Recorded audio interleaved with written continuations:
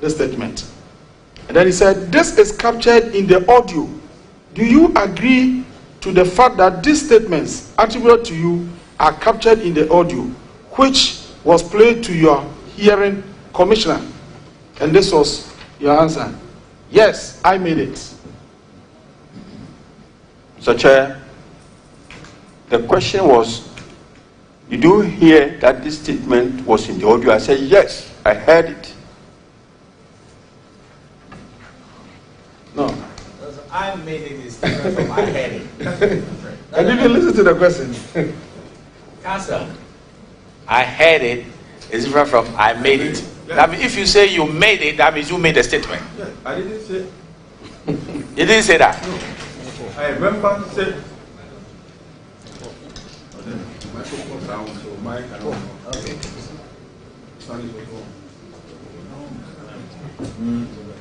Yes. I remember saying that I heard it, but I don't remember that I said it.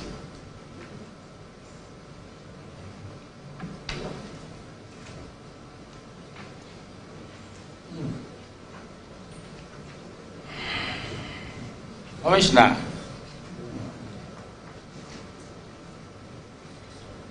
I'm pleading with you to be careful. Because both of us are professionals, lawyers. You see, if you want us to play back what happened at the last sitting, it can be played back. Because you know, you are trying to even indict the Secretariat that they've again, edited what you said. You see, so please, I'm begging you. I wouldn't want to go too far with this matter, but if you believe that today the Secretariat had attributed something to this, they will play back your voice, which was not the one on the tape, but right here. So please, let's be very careful. Counsel, you get the full implications of what I'm saying. Let's be very, very careful. Because I told you, and I want to insist, that there is no malice aforethought. And there's no way anybody will sit here and we will mess the person up. We will never do that. It will be bad to do that. So, do you want me to get the Secretariat to play back your voice?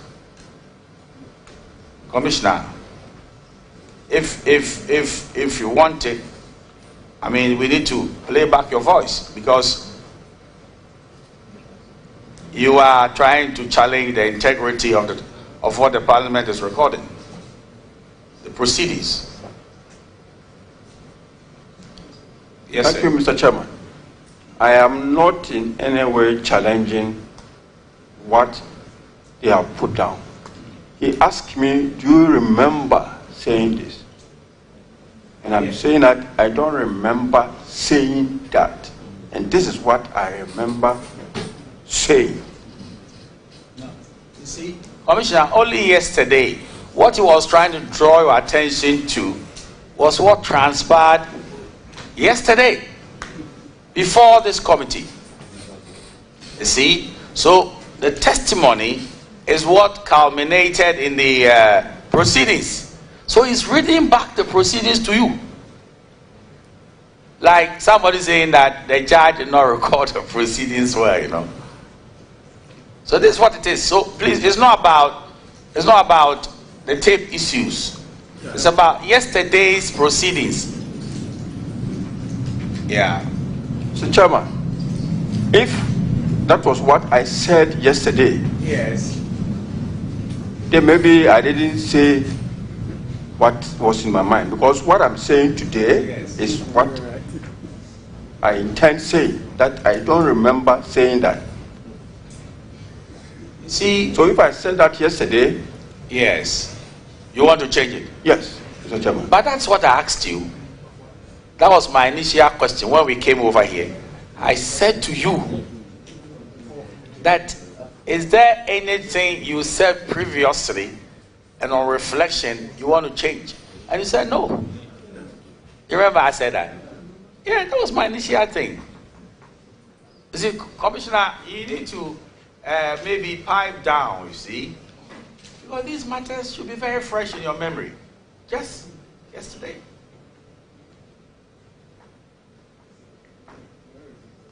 Okay, so he says, so why don't you read it to him again? If he wants to change it to be part of the record, we will see how we evaluate what he's saying. Yeah. So, Commissioner, which one do you want to change now? No. Please, my dear colleague, read it to him again. You see, because what you read to him is not a challenge. So be gracious enough to read the question from Agaga, the vice. You see, and his response yesterday, and then you will refresh his memory. Yes, please. But yesterday, Honorable Agaga read a statement attributed to you from the audio in question. And then let me read exactly what he says. Yes, do that. Because, I'm quoting, because I will not want doctor to become the flag bearer, and then we lose elections. Then it goes on, gave you the position, break the 8. Meanwhile, this IGP is not correct. Alhaji, you there, you have done politics. You know elections is not just, sometimes elections, mafia work is inside. Alhaji, no, not at some time. As for that one, then you said, I am just saying. Then Alhaji comes in, mafia work is inside, not on some time. It is not some time, it is.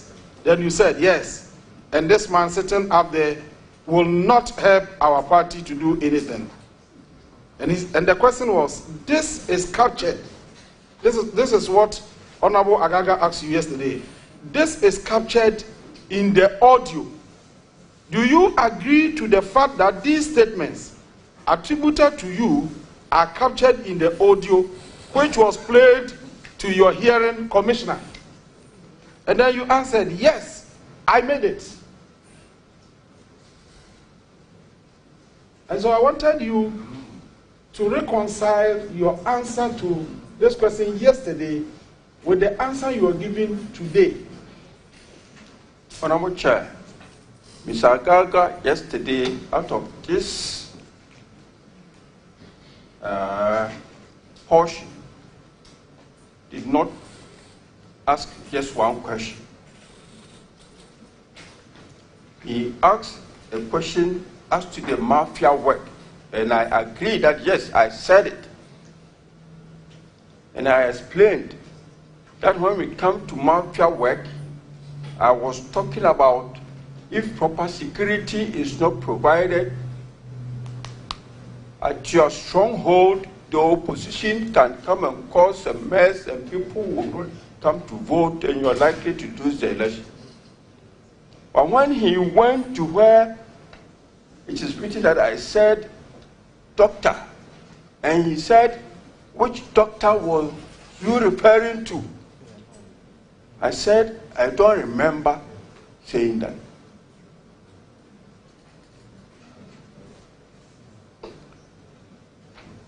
You see, Mr. Chairman, in that very statement, we are talking about a doctor.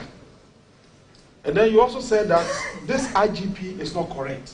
It is also in the same statement. And then the mafia work is also in the same statement. So when you look at the proceedings, Honorable Agaga asked you this first question, and then proceeded to ask you a question about the mafia. Yes. The responses are here. And then he proceeded to ask you a question about the issue about whether IGP is correct or not. And you admitted that indeed the IGP is not correct. All these things are in this statement. And then you said you made it. And you explained. And so I'm becoming confused that today you sit before this committee.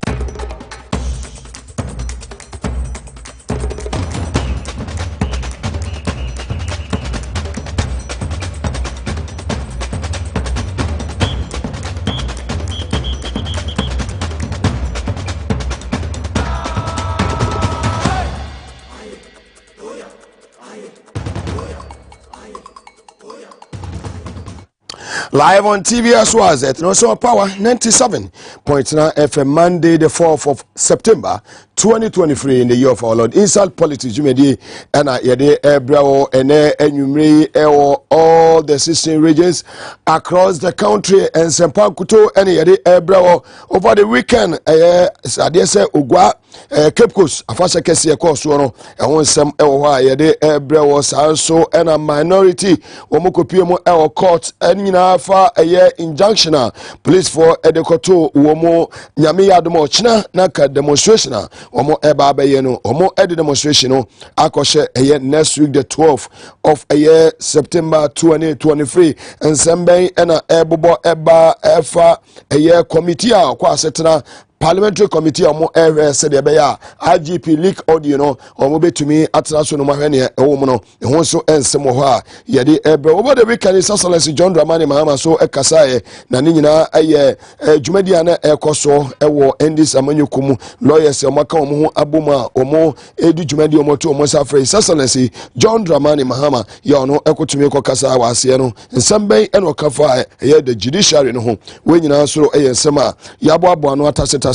yede ni nyina ede ebrewo Safari Valley omadawro makanwobi ena yede dwumadie ebrewo mo constituency in the eastern region of the Republic of Ghana ope bebia obetimi ne wadofo akwa family umma oyere ene nkoda no motumi enya bebi environment I won't say yes environment is very very very nice I won't say emwa wo ho wotwe adoa jata sebo won't say ejinkoda benya bebi mu bedi agro wosono won't say o da bi Safari Valley de hoye baby a ura wa wani ebeji omo wodewu ewo eastern region of the Republic of Ghana ewo okre constituency omo kaho bi ene yede dwumadi ebre wo saso na mozu eba clinic omo so da wo mata chiri kaho ene yede dwumadi ebre wo power specialist eba hospital so ekuremu sanso ana seda kese enkoma Hebron Hills International School yede omo so ase ene edei sanso na seda kese enfa enkoma Spanish garlic mixture ene capsule so mo de Spanish jinko capsule so no eta etina S natural mineral water so papa krojia eja homo wo ekoso nyina no eno ena temamofo no edi ema bibiansu etimi ekonkan dwuma ko nyina dawro maka ho na Big Ben tablet omo soro be ma waye mre ewo mpem no wonya bi na woboba etimi eboa ma ogina wona so brane omo nyina dawro maka ho ta akire ene edi dwumadi ebrewo ene ewo power 97.9 FM. On Facebook Live, Power 979, Sansuna TV, SYZ Ghana. On YouTube, SYZ Broadcasting. Meeting at the Mugabe Maase. Obetimi Afremi Atankwele Gabiga, the fearless man. Bema ba hosi sumasano ha. Medame hosi meti namaba. Beba ebejebre na free yetumi ebi nsem ede amaya hefo ene yetifo a omo ehwe no muti wiase afana bebi achano so sawo like na wo share on Facebook Live Power 979 and at TV SYZ. I'll be right back after this short commercial.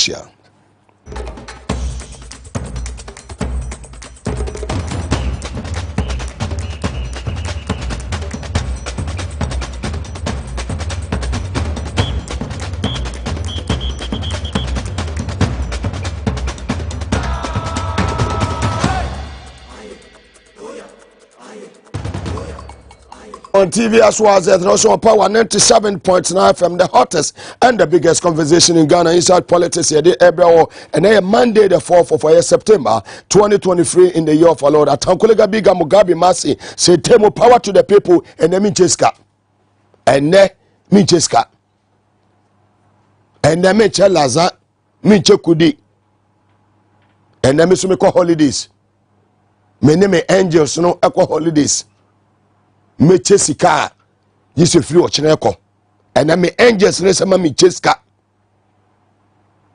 ti me chesika yise fi ɔkyena kɔ boss sɛ mo ga chesika me sɛ daabi ɛna me chesika me chesika yi ofi ɔkyena kɔ. Power to the people. Power to the people. And now a minority in parliament. Yeah, okanifo di womanim aye keselato forcing honorable Dr. Edeni Tim ekopie mu ewo court ne.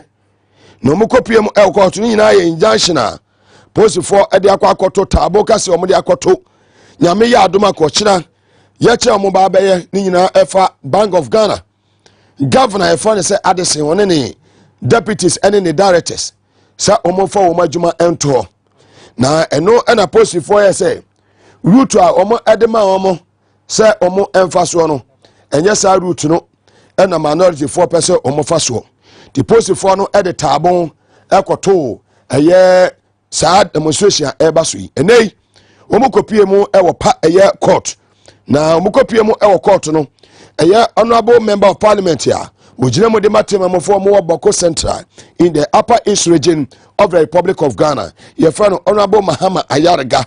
Ono so yemrenim for ono ekasae and is a careful ADD and common. Efa a yes demonstration. Womo etu akwa sedei. Krata CCA. If free a minority for us we aba. Ya mensaka CCA HLSA. So bad no dumye. Na yetinkwema. Nyame eya duma next week Tuesday.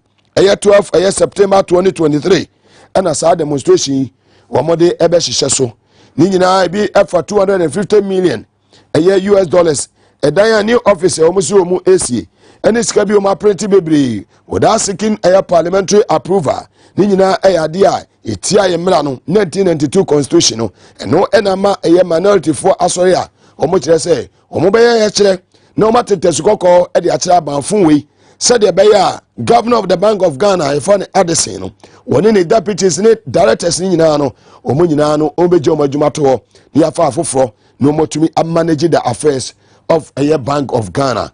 And some a course, no, court to New Yano, Honorable Mahama Yargan Central for aiding Como, yet in some of the two done. Those of you who are in court and those who followed the proceedings online, you saw what happened.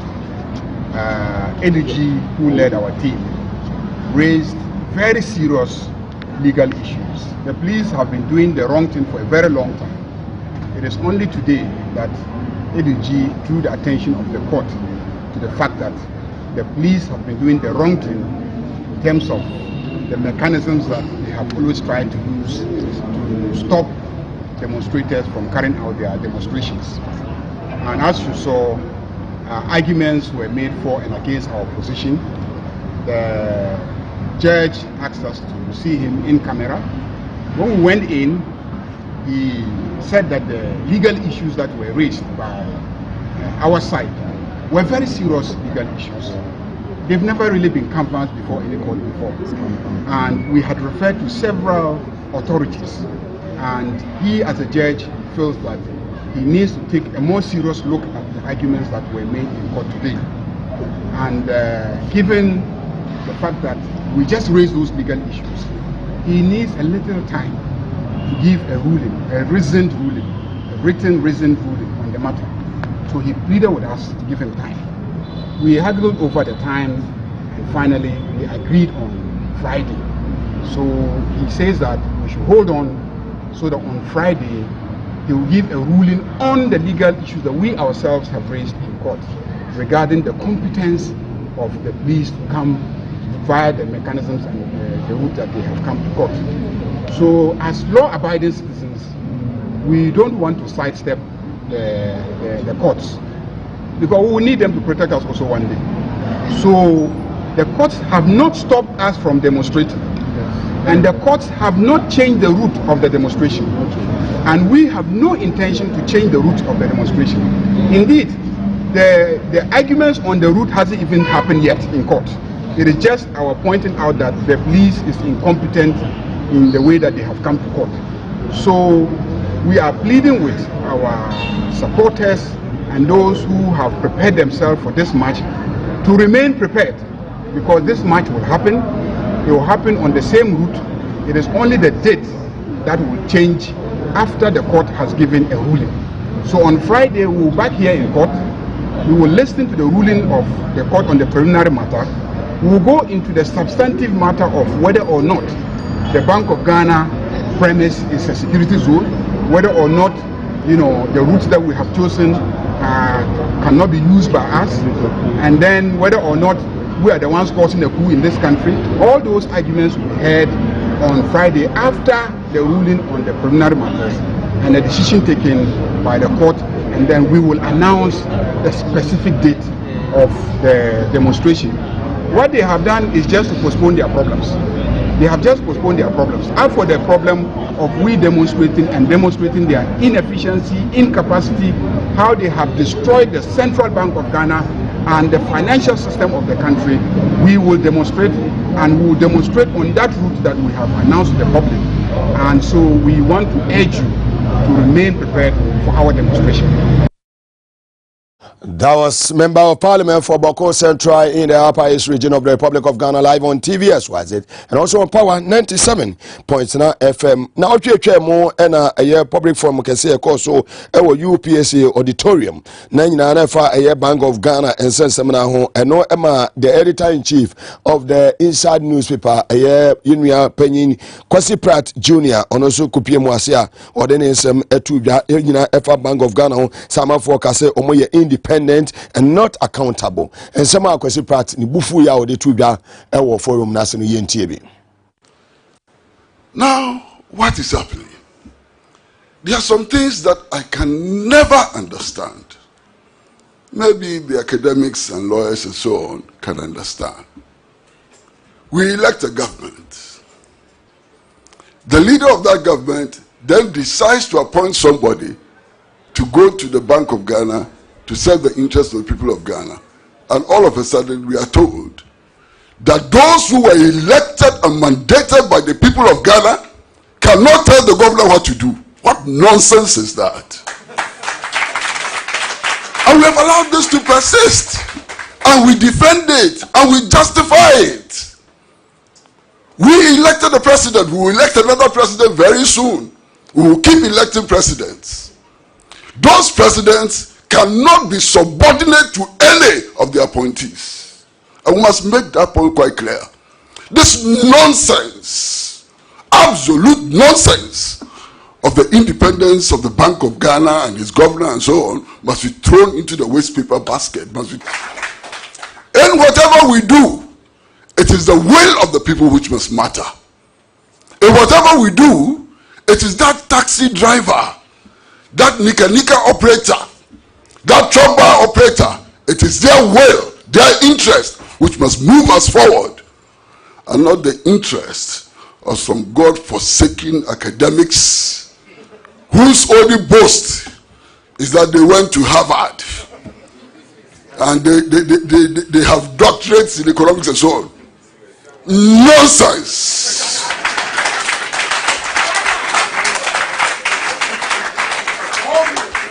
Why? All of those universities and all of those degrees have not prevented the cedi from losing value. From 4 cedis, 20 pesos to $1. Today, we are exchanging the cedi at 12 cedis to $1. No Harvard degree managed to stop this. So don't waste our years with your Harvard degree. We don't care. Why? The price of food has risen by 300% in a matter of 2 years. Price of food has risen by 300% in a matter of 2 years. Look at the price of petrol. Look around you. The other time I was telling the story of somebody I knew who fell sick and had to be admitted at one of these hospitals. After 21 days in hospital, his bill was 178,000 Ghana cedis. This is our situation. If your mother falls sick and after 3 weeks has to pay 178,000 cedis, your mother will die.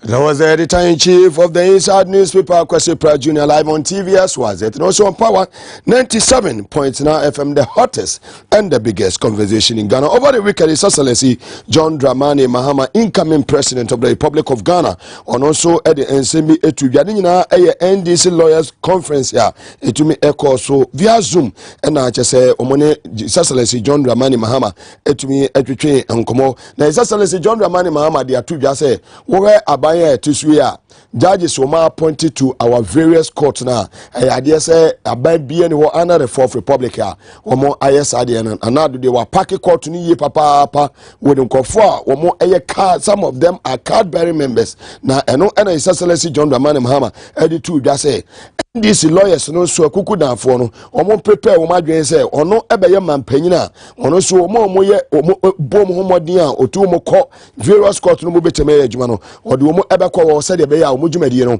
ebetimi akonkan na abalance amabibia so eden etimi akonkan kama yetie nsema His Excellency John Dramani Mahama edited da ewo NDC Lawyers Conference no ase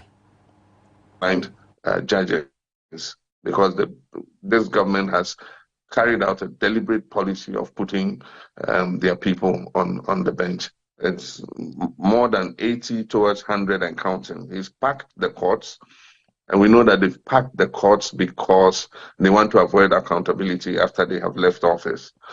And so all manner of people who are known to have been partisan, to have been executives of their party, who are in the legal profession, are being leapfrogged into the superior courts and other places. We must be prepared as NDC legal persons to also go onto the bench so that we can balance out, the judiciary. Currently, the judiciary is packed with NPP inclined judges because this government has carried out a deliberate policy of putting their people on the bench.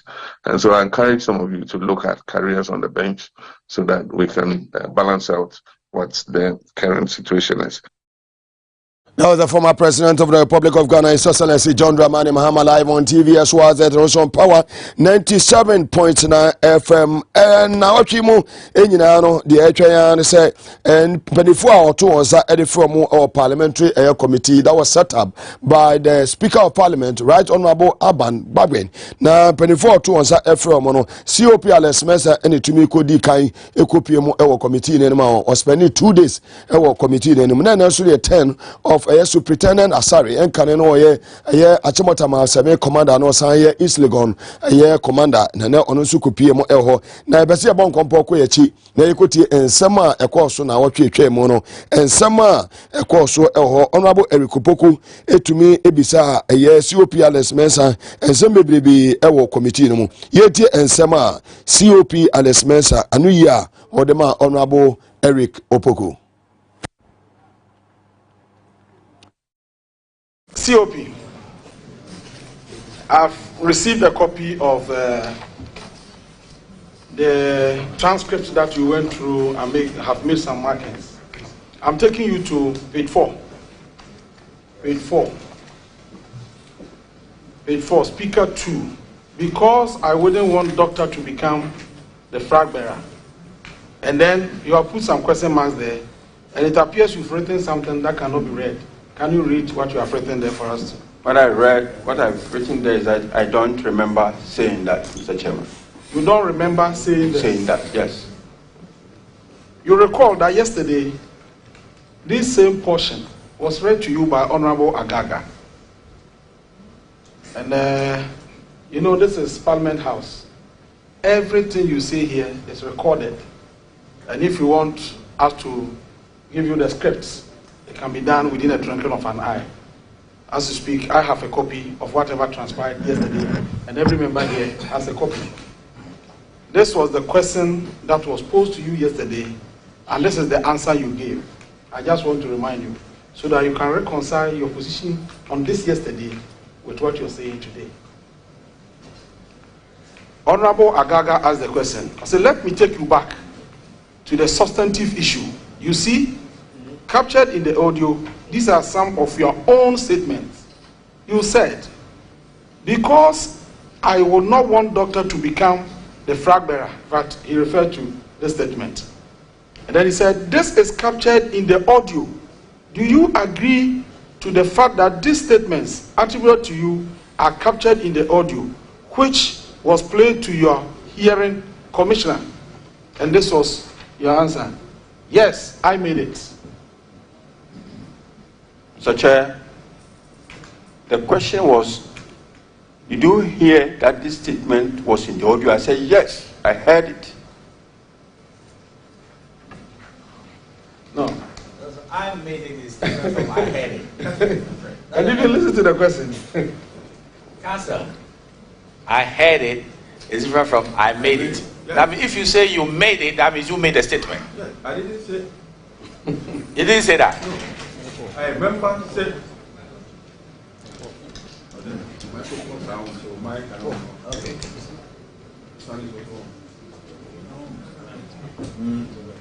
Yes. I remember saying that I heard it, but I don't remember that I said it. You see, and his response yesterday, and then you refresh his memory. Yes, please. In fact, yesterday, Honorable Agaga read a statement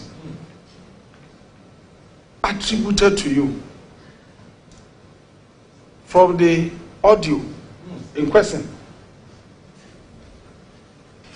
And then, let me read exactly what he says. Yes, because, I'm quoting, because I will not want doctor to become the flag bearer, and then we lose elections. Then it goes on, gave you the position, break the 8. Meanwhile, this IGP is not correct. Alaji, you there, you have done politics. You know elections is not just, sometimes elections, mafia work is inside. Alaji, no, not at some time. As for that one, then you said, I am just saying. Then Alaji comes in, mafia work is inside, not on some time. It is not some time, it is. Then you said, yes, and this man sitting up there will not help our party to do anything. And the question was, this is captured.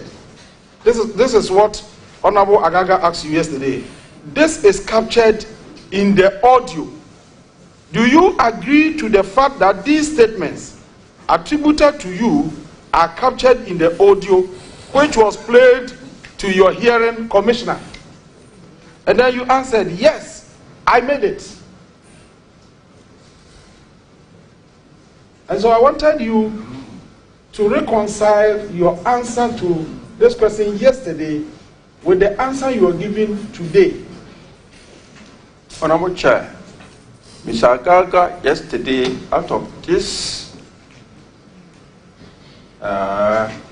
portion, did not ask just one question. He asked a question as to the mafia work, and I agree that yes, I said it. And I explained that when we come to mafia work, I was talking about if proper security is not provided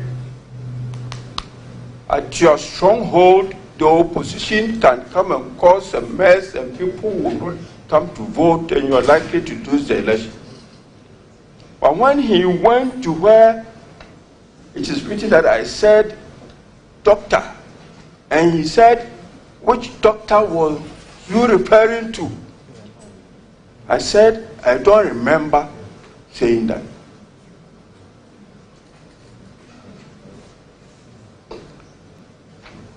You see, Mr. Chairman, in that very statement, we are talking about a doctor. And then you also said that this IGP is not correct. It is also in the same statement. And then the mafia work is also in the same statement.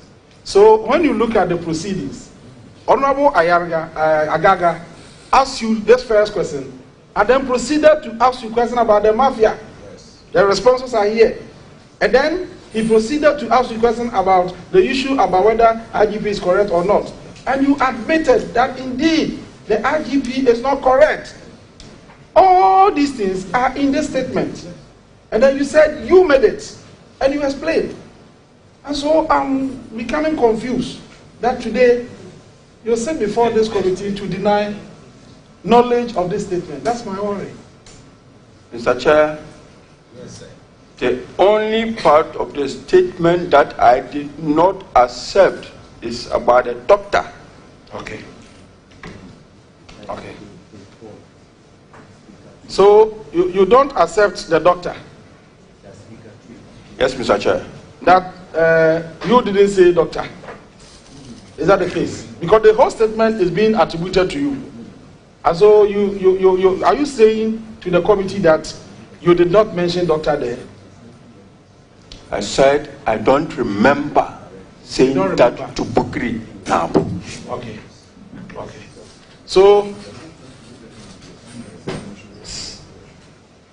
So if I ask you, I'm asking you now.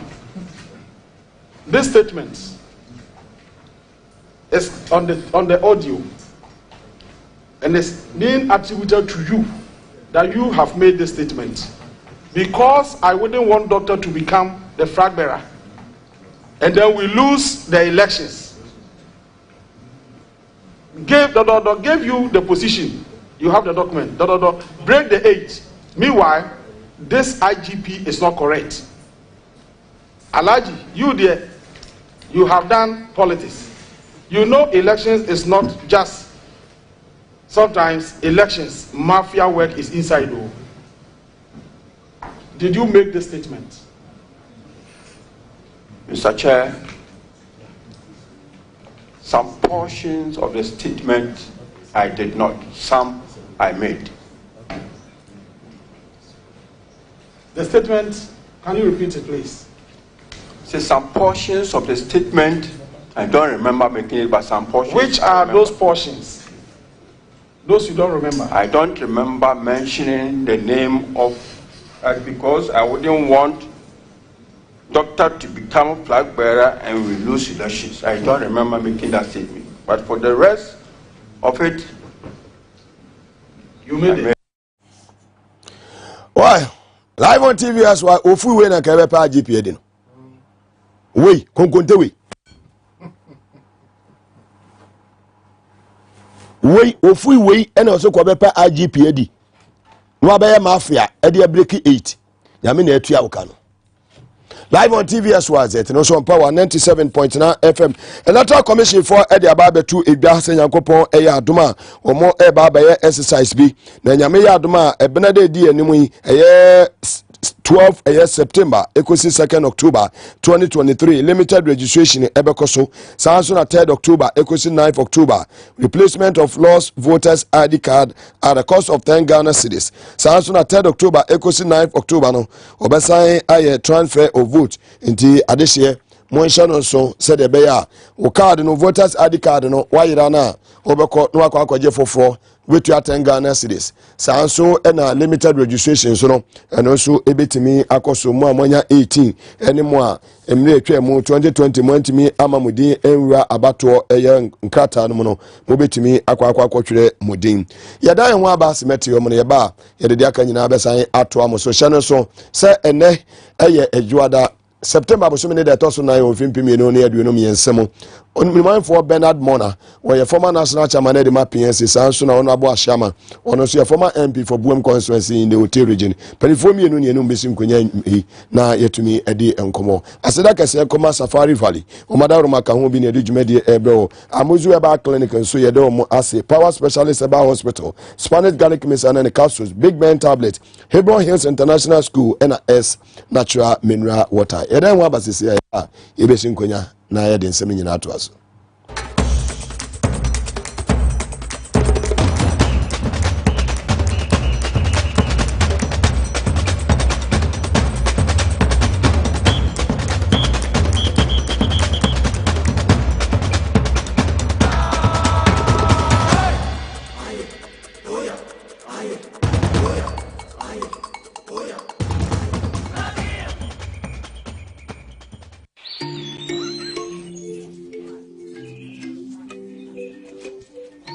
Upon your arrival, you are introduced to your butler, who plans your itinerary. So many activities, all in the same premises. Visit the gym or the stables, they have it all. At my break, I'm able to practice my pattern.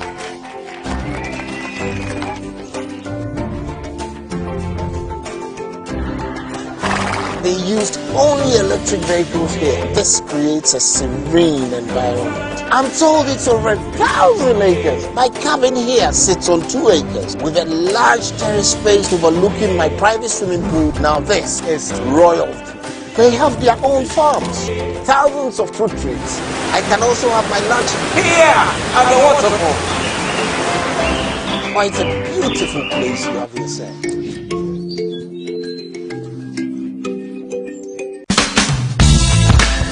The serene environment fits into the goal of the school, which is simply to provide excellent educational foundation for your ward's development before they commence primary education. At first glance, clearly you will see why the school is called Hebron Hills International School, as the building stands tall overlooking town. With a Montessori style, we have experienced and dedicated staff and trained teachers. Our small sizes classrooms are meant to enhance teacher-focused approach where children get one-on-one attention from the teacher. Hello there! We are open at 7:30 a.m. and school closes at 2:30 p.m. After school care is from 4 p.m. to 6 p.m. while early drop-off can be arranged at 6 a.m. Hebron Hills International School is located at Midye off the Nsawam Road. Locate us with GP postcode GW0688 GA West and GPS code 06884870. You can contact the school and make further inquiries on 050-876-2375 or call the office directly on 0302-918768. Email us at hebronhills.school@gmail.com. Hebron Hills International School. Excel and shine.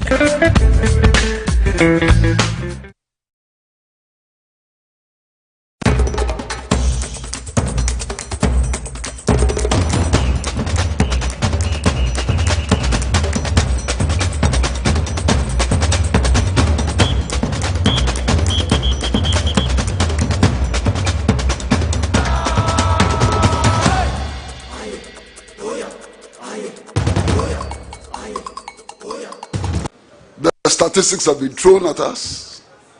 We know that today we need 128% of total national revenue to repay debt, to pay interest on debt, and to pay public sector workers.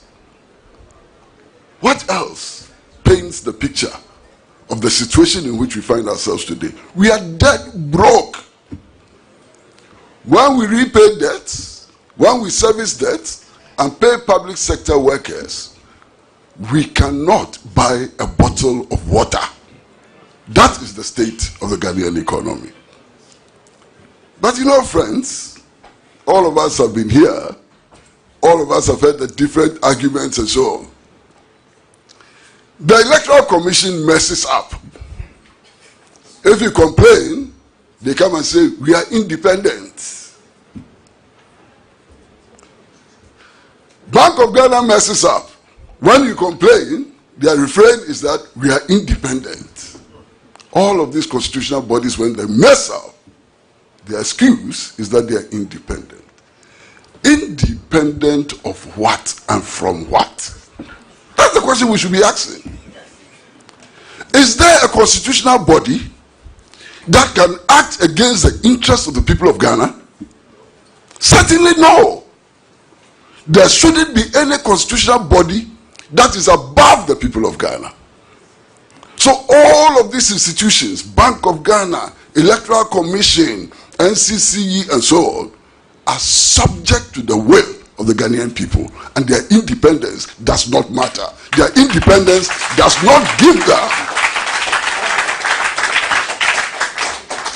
powers above those that are expressed in the sovereignty of Ghana.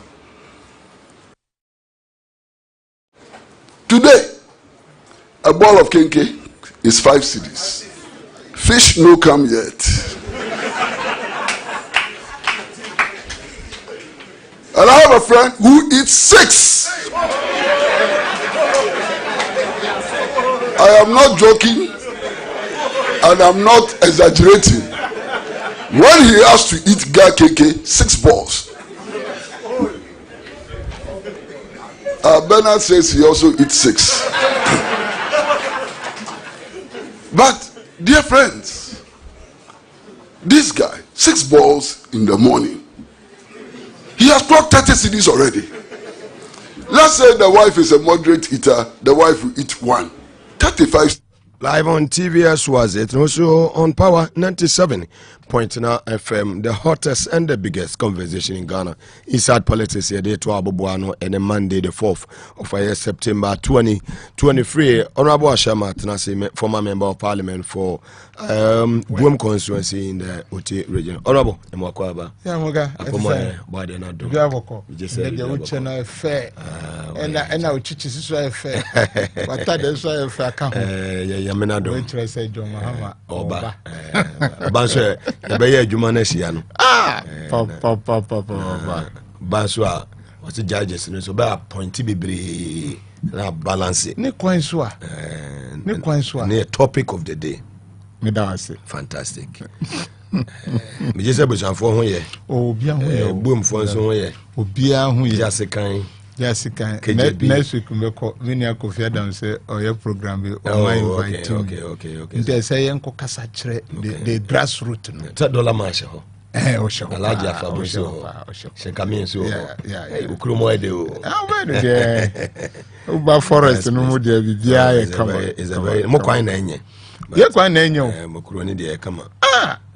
From Ubidu ho in ade na ho dey kwan na enye. But who fa inner one? I say inner one ba ku fa St. Francis Training College and the family crew. E ho dey nanka ye papa kra. Nanka odikuta guswa wiu. Okay. And Nanado abe tina was said short man devil. I'm a quarter the 10 million say or auditing. This cannot we are Jaquan's fantastic one. Yametias, your mama by Yametias. Well, yes, I see in free a year over the weekend NDC Lawyers Conference, a course where His Excellency John Dramani Mahama Edenism Ekotuja was so bar Nanado a packet court with MPP Nkofo, but on no bar.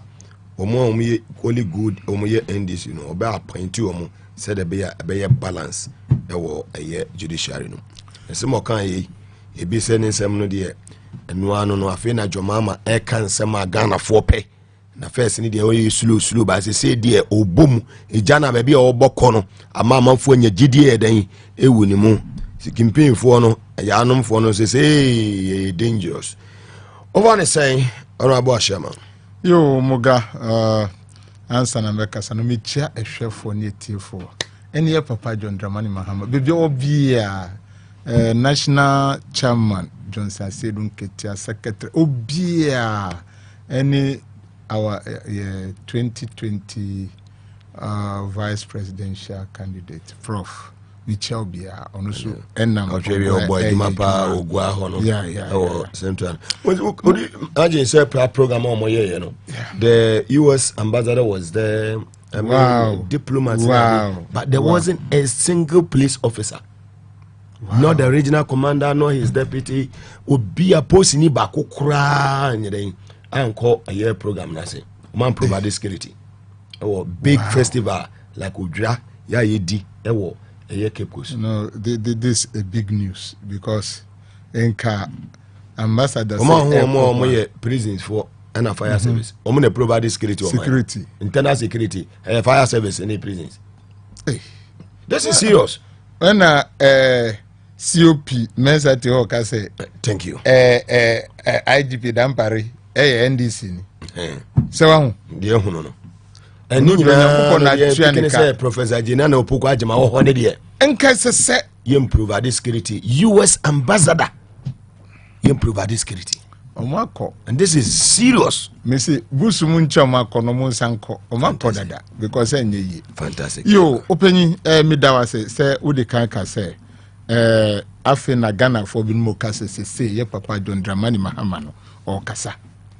But miti, Ubinumusu ni hypocrites, nya chumfo bisu or krumha. Kase and Sese Mahama, former president, or Kasema Okaye. Nya chumfo. Look, Mahama ka waka. NSSL kan ye bru ikra. Infa so be na yehu every so many appointments are Nana do Dankwa Akufo-Addo eyeye. Fanu say okay Nana do Dankwa Akufo-Addo be appointed judges because omu here employment. Na teacher for nurse ni teacher training omu je allowance we are omu tifie no wa post omu. But that was the beginning. Ushia omo appointment ni nyina no 2018 2019 ene baye na ushie niema na Nana do Dankwa Akufo-Addo eye ne a na be say it was agenda of state capture. It was agenda eno master tisa park courts no moga oni krom ha na kendapa ni did affordability ebeka say the same court at time their government we near pajamas yeah. Me paucho say edinu de nka me dey tato. You see, say government winning case always is a security threat. Omante. Those hypocrites talking today, Omante. Threat to national security. Yes, Omante. And we have the video and the audio. Yes. Inte se papa to me appointing Crawford and no catch on say it is because they want to skip accountability. Udi o se woni MPP needing komobia na o se fa asem no court. And I be so say dey na court o da bia say adenti no catch on say me fa asem no fa nko asori dem. We see me fa nko court. Why didn't you tell me that? Yes, adenti no catch me because they know they have packed that place. They have packed that place. But me sure Mubo say, even if they pack to the roof, a danu dra.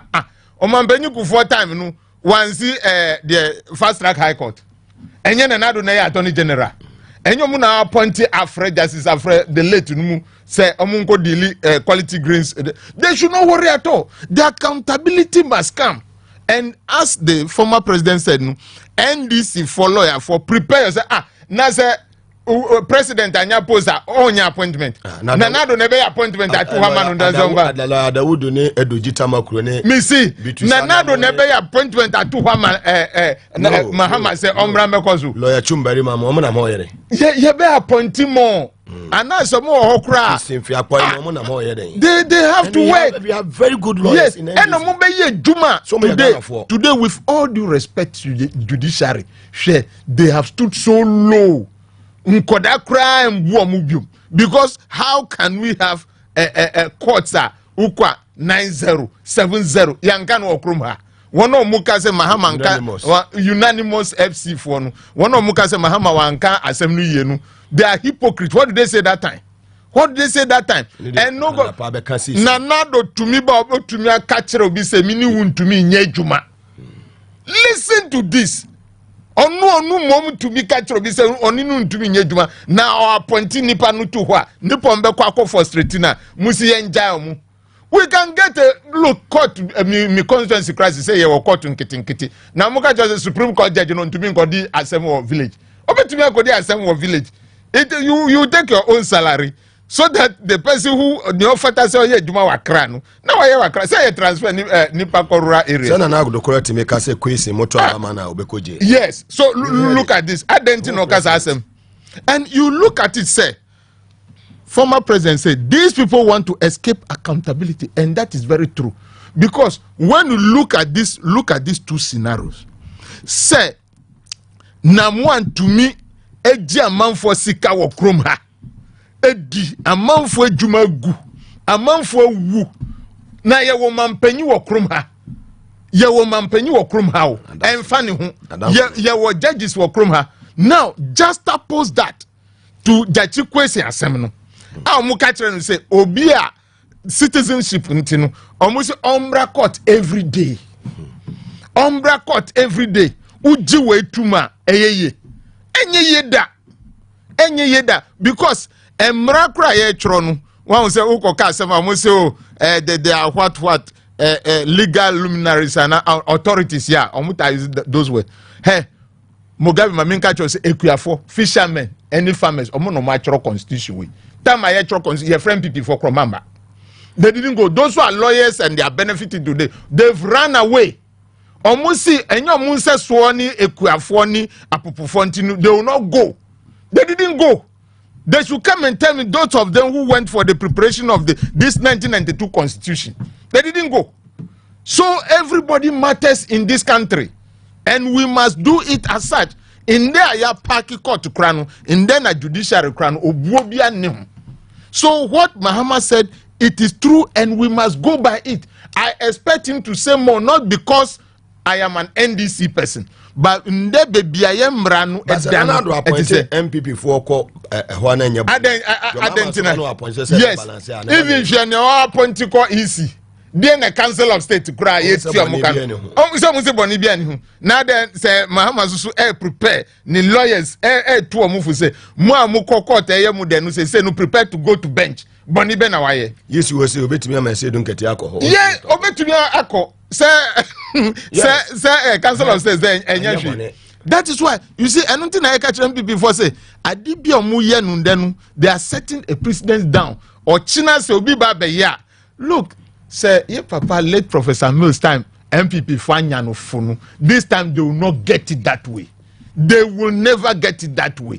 Yes. Me can I say? Is it true, Senator, we are appointing more judges to a year? Kufuor 17. More than a year. Any other president under the Fourth Republic. Oh, Kufuor. Well, Supreme Court judges have been mukochro eba. Those. What of the circuit courts, ni high courts are what appointing. What appointing more than that? So, why? Jimafe the omo Jimafe commission or investigate. Jimafe or that's a judge. He'll be who will depose you if you're a judge? Who will depose you if you're a judge? So one pension there. Omoko high court to any yana. Yeah. No, Missy, no, the chief justice are oh no, the chief justice are yes, then I did the chief justice. Nipa na eku chief justice. Not at all. He can. And he should be prepared because he speaks for Ghana. It is not people who are wearing political jerseys omuti eka nsem edima party. You qualify or qualify. If you qualify, you've qualified. The domain now MPP fund to me country say obetimi akwa yes. One time yema Canada Japan the contract $100 million. Yeah, can parliament you know or see my wife qualified. Who didn't qualify in this country? Who didn't qualify? Well, those hypocrites should shut up. Who didn't qualify? Everybody qualifies. Until once you have a certificate. Me cry this one. On some for being count. So about appointing more. Yes, on some for being count. Yes. Nana do bano court to dance and yeah, that means in you need sales. Say be our numbers be our appointed on to me uncle. A one ye the nyansan say be kafra na ye juma. But etumi say on say fie bia mu omo say mensa ho. Nti say enya mensa president nyama to me say look at Atamis and John Mahama 7 and my appointee. Kufuor 17. You get it right. And another room with 15. But that is the apex court, no. Then other courts, no. So you see that this people, because they don't want to govern with credibility, with hard work, no, they want to park the court. Send assembly bar, no ma diamamu. But now, and yes, I got your mama, Obama Kakukum dance over public about it. Ade Juan Kukum, Obi or former president. Who be our former president? He should say everything open so that they should know that this is what is going to happen. Send us a yes,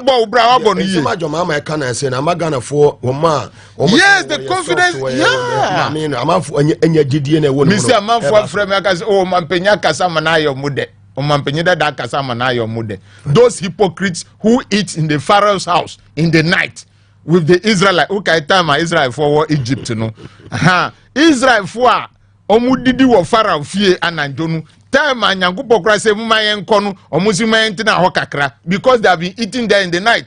Hypocrites. Mahama must speak more and the lawyers must get ready for us to deliver. NDC young guys should come and deliver for us.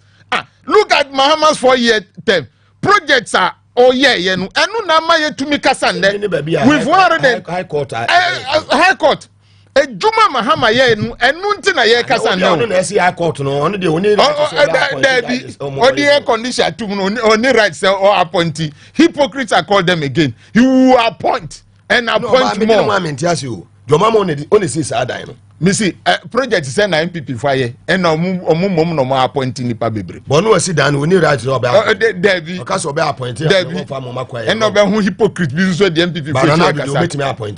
Tell them they are one. We are going to appoint. Fantastic. Live on TVS was at Rosso Power 97.9 FM, the hottest and the biggest conversation in Ghana. Is our politics you made a Big Ben tablet, wadaw my bema wayemre ewompem sexual weakness wo hia Big Ben tablet obi a hunsu ayemre low sperm count ni nyina no wonya Big Ben tablet ni bia ebetumi aboa early ejaculation ana say erectile dysfunction no wo hia so benya Big Ben tablet na etumi aboa ama bibia konkan ede ama wo aboa san ema blood circulation so no etumi ekoyie papa wo ye bema wanya 18 years and above obetumi anom Big Ben tablet First African Page Limited you more Wesley gon omo na de Big Ben tablet e de aba edwaso pharmacy shop bia obi wrem no obi sa obenya bi for 0551 551 344 ofra Big Ben tablet omo ebeje oso Safari Valley omo na free Safari Valley se men kan kiro so omo ye adwuma anopa sa 24/7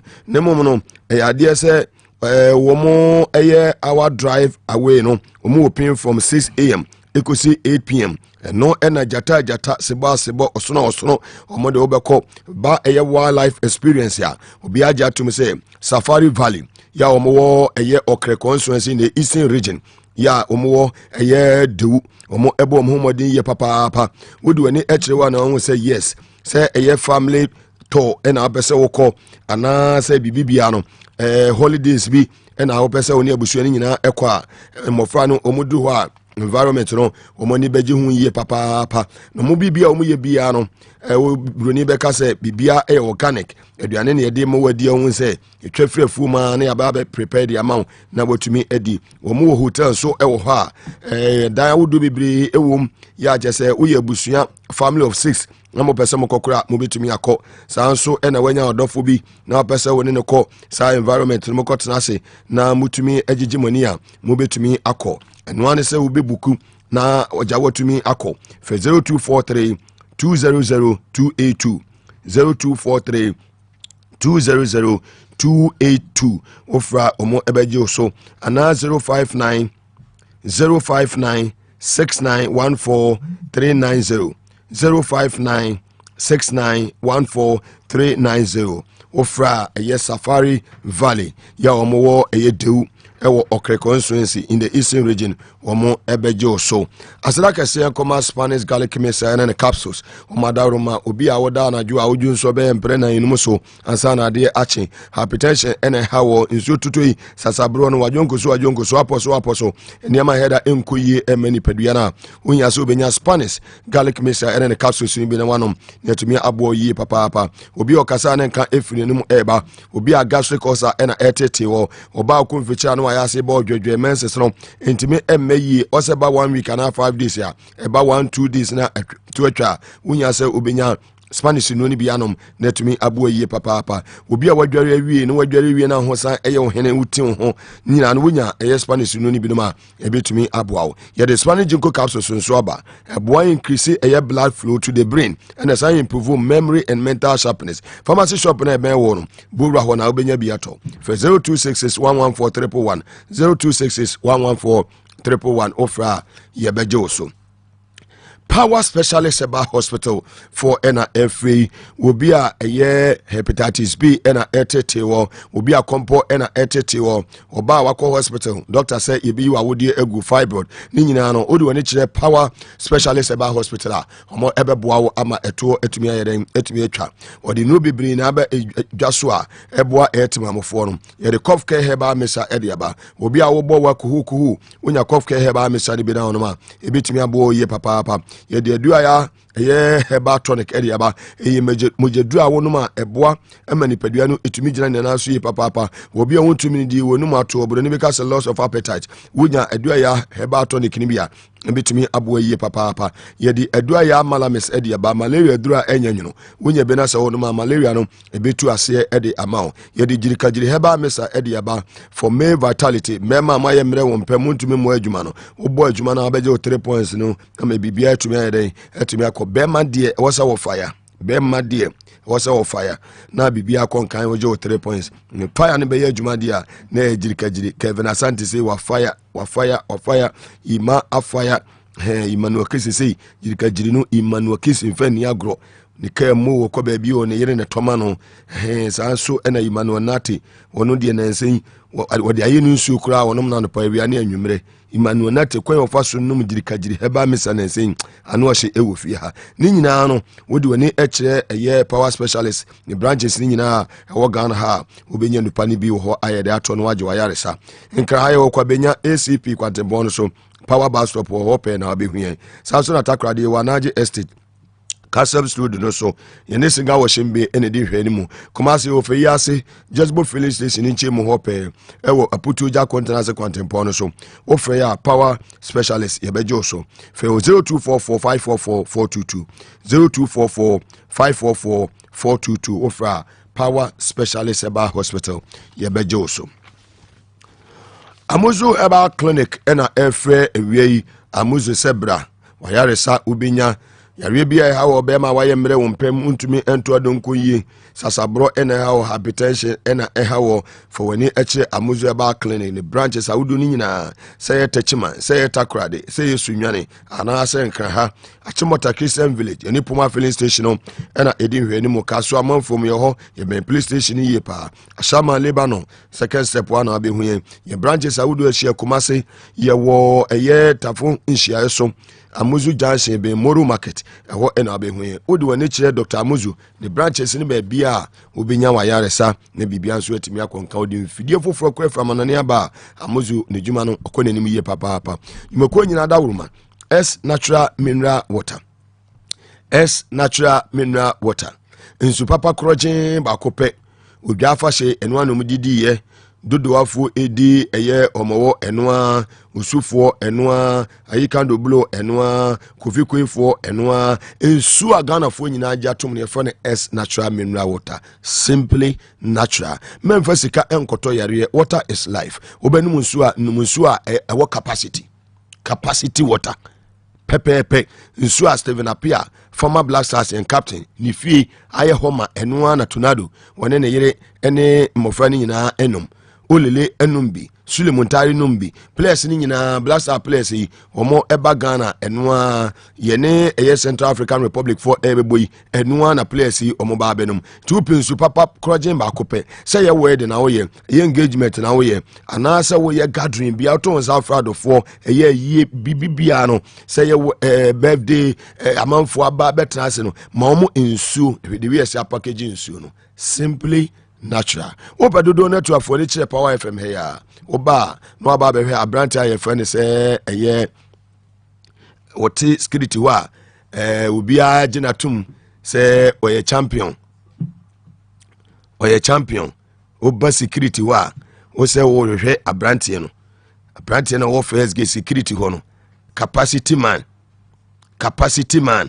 oba wo de wo hwe security no first gate no wa money din kura obi a be hu say wo de wo hwe security no slim man no oba so hwe security no slim man no o de oba memoni din so hwe security no slim man no oboni din say slim man pe eno anu no omo be kire o ta okekashimpa security no me boni din a wase anama for friend no dodo nso mo fra nya nsu ni na bia omo pato nti na emi moni din S natural mineral water no wona ye in charge oba ha wo se wo hwe Robert wo na won sabetimi akadudo bia wo pe umnyina adawroma atachiri ka ho na yehwe ye dwumadi yede ebre wo menua sedi o tafo zongo osimuga mitiu ehwe wo live abusua ni nyina no we are proud of you monkoso na mohwe Mustafa Bandi Deputy General Secretary NDC watching live monkoso na mo ehwe NDC headquarters umabie muku ha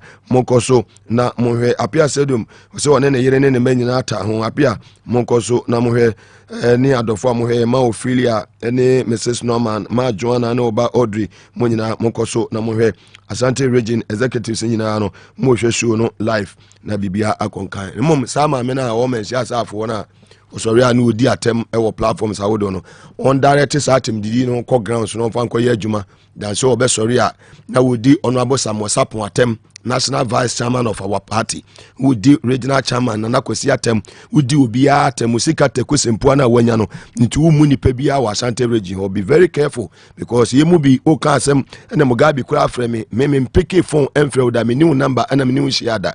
I'm saying it once again, so be very careful. Me di Mugabe no ehun hia me ye papa see good name is better than riches. Tu bo me di wo bebia kasa make sure say menye utakuda menye ukapreda menye unabanda won say ni bibia amfa me phone so da me ni wo number na me ni communicate e wo bebia enti me gina bebia ni ntro say Mugabe kura fro say nya abotre ne ho anwan ya suspend wa akotre fi na you homework yi na woni mpanifo be kasa na woni mpanifo akasa and this party no the umbrella fraternity no e bigger than you mentna region no ensen keka manfo tiri nyadan emum eni national executives atem eni regional executives atem sanse wo de ye wo Ashtown ye nyina Kumasi ne ye wo ye wo Ashtown ameso ye wo meso amanyimfi nti wunim obi ase a okasa no aye very very careful onimunyamfo Samuel Sapon enye politics amame untimi nyina ba bia wabobra obi ti se nana kwesi enye politics a wabobra nti atemdidie no our executives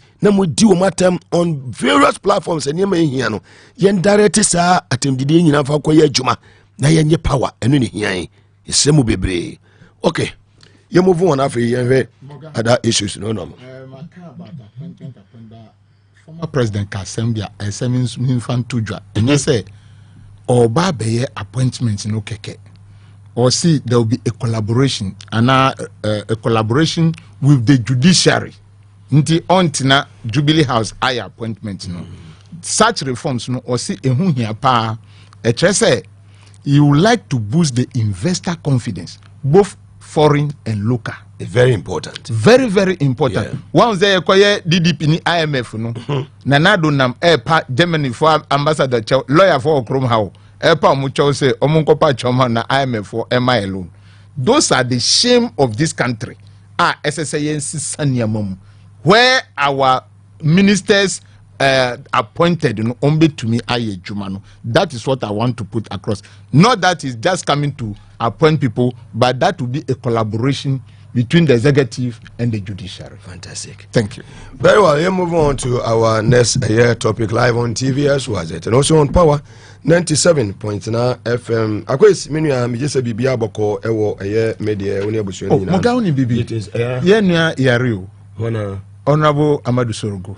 Nti embo mpaima no bakasa saa mafiva chino mafiva no beko wasi wanya cold cold wow me bisa say dey no koye wanya cold no so I can't tell and the body na pa drobi ma why advert bebre na e fan command me sisi ni dey maka chance on ko jigiri kajiri sa e ma direct no ho so on ko power specialist na cold chino osako ji IMF obetu atuaka enti wo ko jigiri kajiri wona na wa pe cough care eye mesani bi no dey awono o dey awono na balance 2 in 1 was in the CC honorable senior we dey minim so what pa in the CC and a cold and the minim dey okoye at the same time ni baba ko you complaining about your waist in the same time complaining about cold chairman fantastic man into way the Sorogo for Medina yes Medina for Sorogo fantastic. Well, let's move on to our next topic with this committee the young speaker set it up no let me say they are doing a fantastic job. Over chairman of the committee lawyer Atachia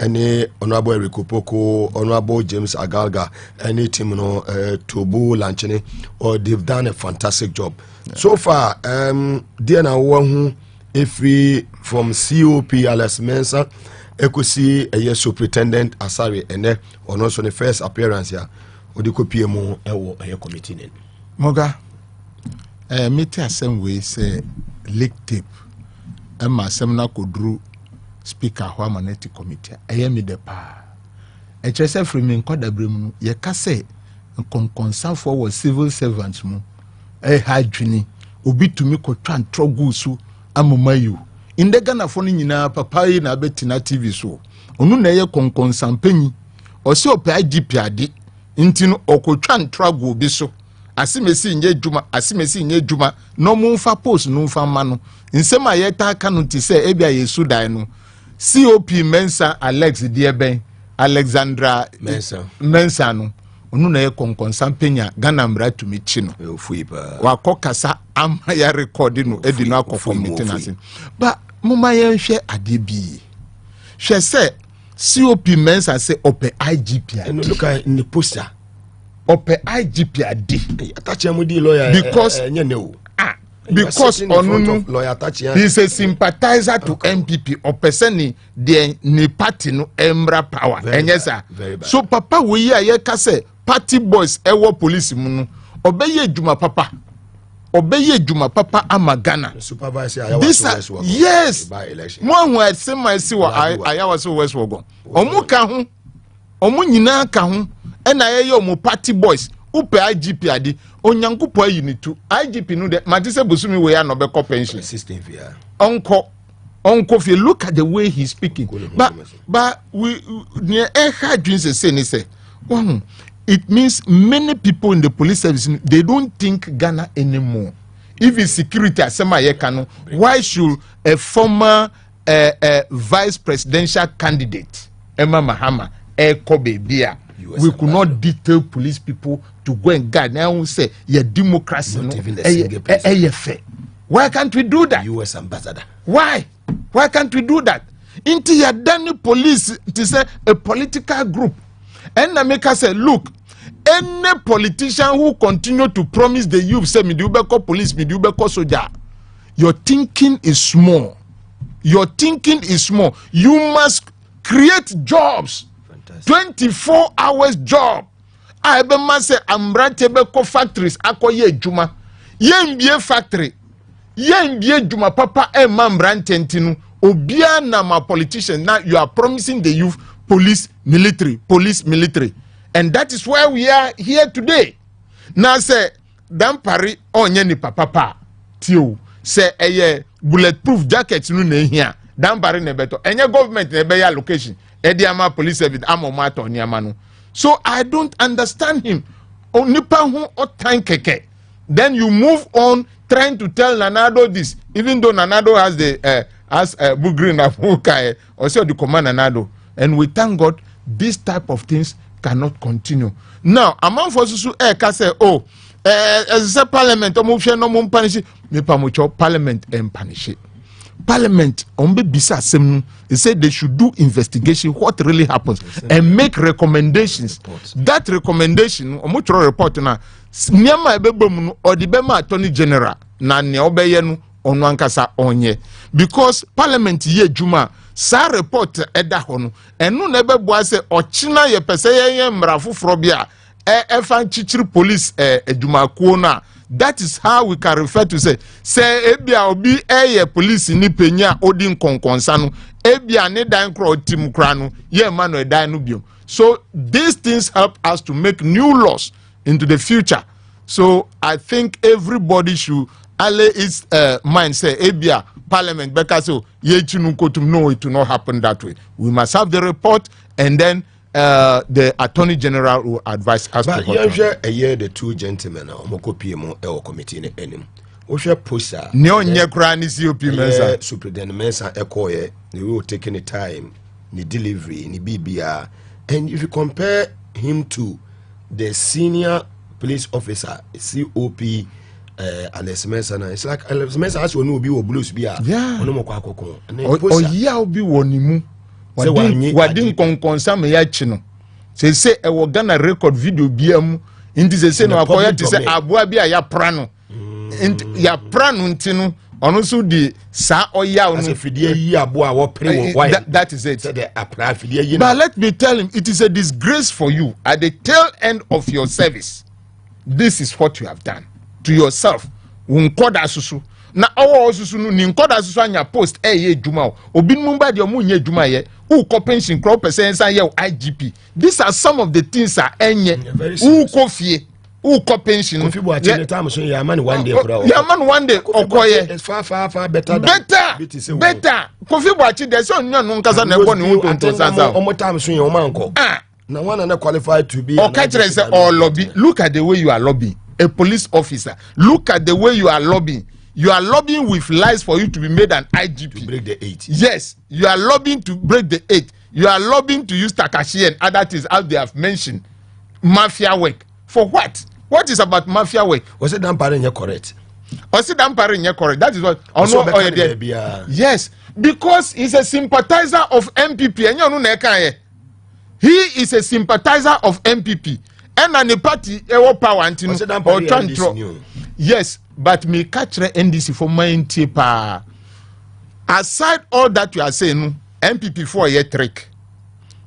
Into my just ask them to say Dampare NDC a trick because they say you know Dampare NDC. No, it's a AD camp to forget about that. But I want to know AD camp. And I say they should not use Dampare to mingle with NDC.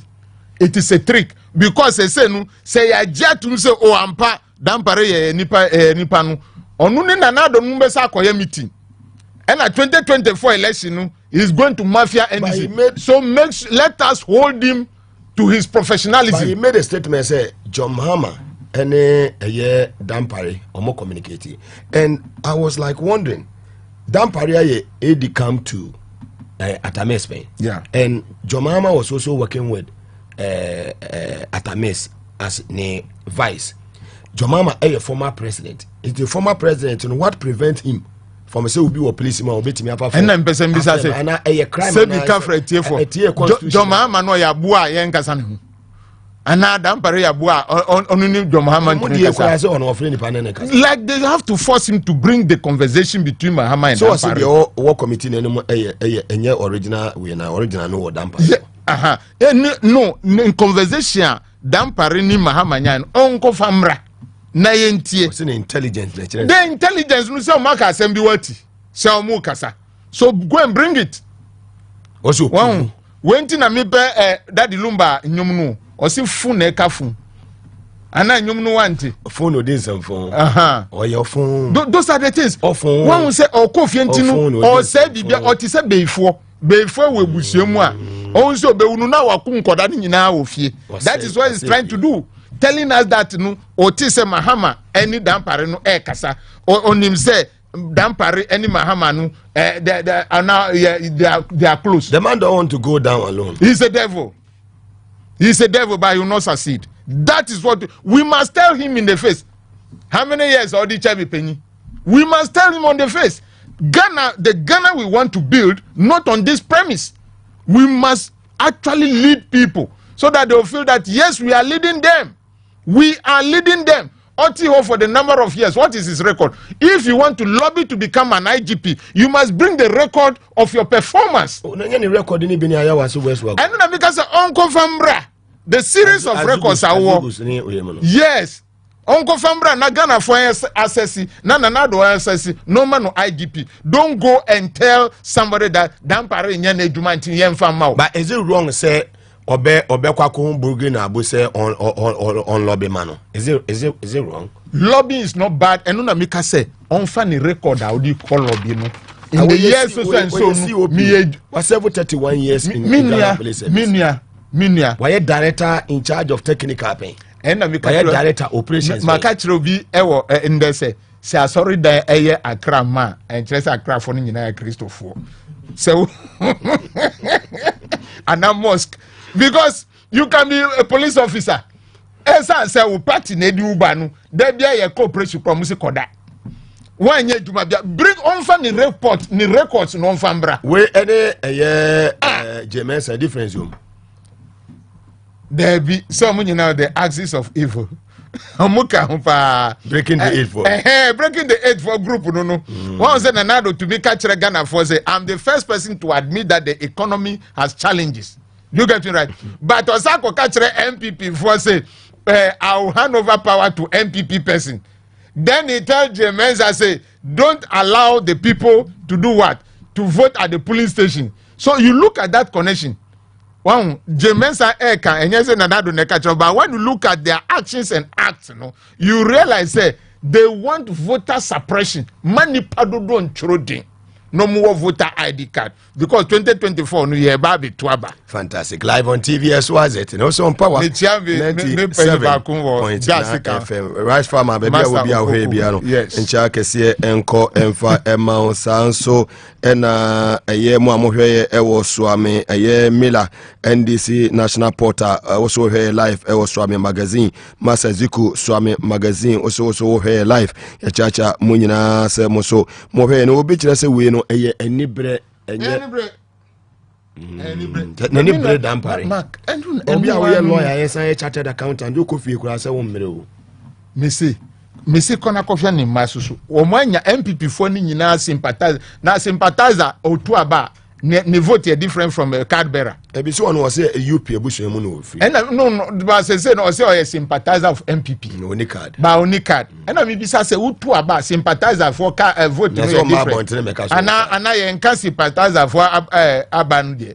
You should stop deceiving people over there and go say na aka no mumu etina say what did this what pay juma immigration ni nyina na magu ho na obi kura wanyanya bi who ko pension cross up IGP adi so you be occupying the position mo bi nya bi ni guase na aka no nyame na tua nuka a good said dampare man proceed on leave abra na ka more months o man no wa ka kire no ende nka me bo nsama ba dampare nyandisi ni mo bi antisa onyandisi but I've clap for you papa no nko free parliament mba nko ma pack ni nyama to gate na no say onko humi 16 days we no fa nko humi na manimba office bill you will come and drop some things over there. He's a security person. He will come and drop some things over there dampari manin kofi boko. But is it wrong say we police ni na obe say obo say MPP beti me break it ana? No, it is very bad because you are peace officer. In a nation. Okay. Na se u kokase u ye MPP ni obisisu kokase o ye NDC ni in this country ni it is only these two parties now winning election in the Fourth Republic. Then where are the CPP people? Then where are the PNC people? Then where are the other party people? Then it means we are trying to create some form of apartheid, social segregation. When we begin ho amidini padodo di koye na dabe na CPP for susubenya so we don't have to bring that paint or we don't have to bring that picture into the governance. Enye mwaye inti se MPP for ediomunipa ba SMBC wo voter rejosi omukwa no muni say NDC stronghold. What are they going to do? We don't have to send these political color police people to the service. We should actually disabuse our mind on those things. That is why I'm saying that it is not good for a politician to be moving around. Oh, promising you, say, I'll let you become a policeman and a military person. No. Let the Shesikadodo and Nanado Dankwa Kufado over 500 billion companies and OBA. Very well, honorable. Melas live on TV as well as it. Also on Power useless 97.9 Yes, service with integrity. You on Benifo Bibria. Omo aba a police service no omo call a retirement no. Omo time so ye no ya fa 1 day kura anka omo ye omo adwuma kama ene ewia ye bo a COP ken ye boa.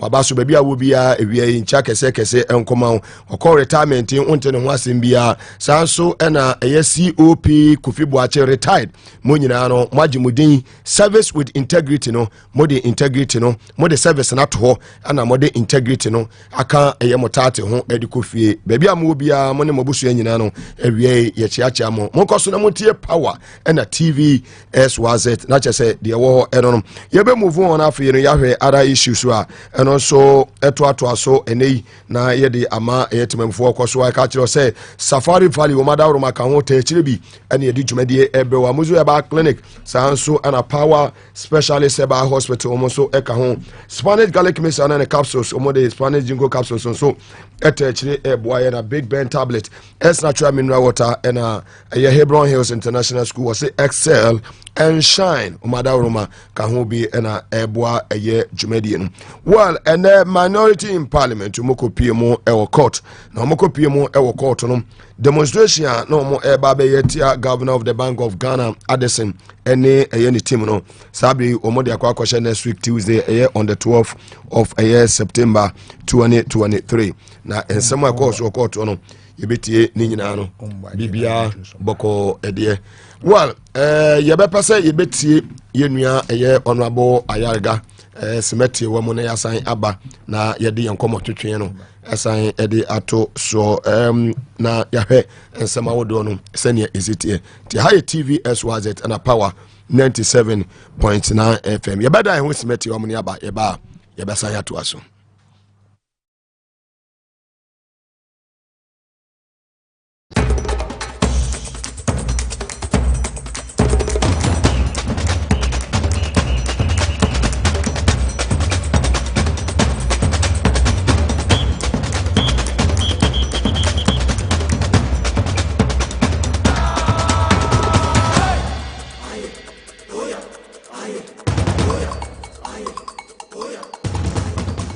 I'm sure those of you who were in court and those who followed the proceedings online, you saw what happened.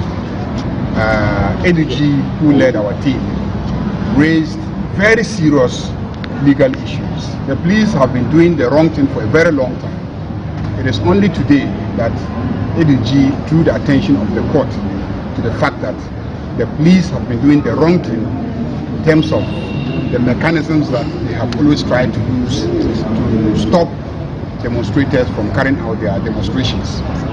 And as you saw, arguments were made for and against our position.